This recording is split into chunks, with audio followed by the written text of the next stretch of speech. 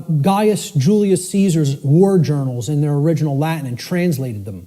And in one of them, he's absolutely lambasting one of his centurions. Okay, they're on a campaign in Gaul, which is France now. And Caesar is, making his rounds of his troops, and they're getting ready to, push deeper into Gaul.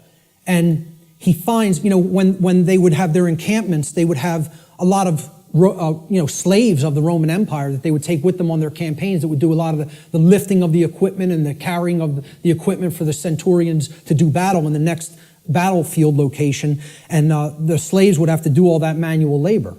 And Caesar says to one of his centurions, he's passing by their encampment, and he sees one of the actual centurion leaders teaching one of the slaves the Trivium method.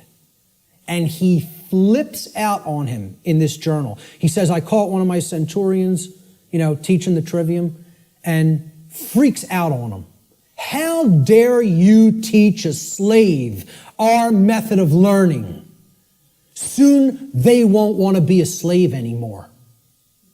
There'd be an uprising if they knew what we knew, if they knew our truth discovery methodology.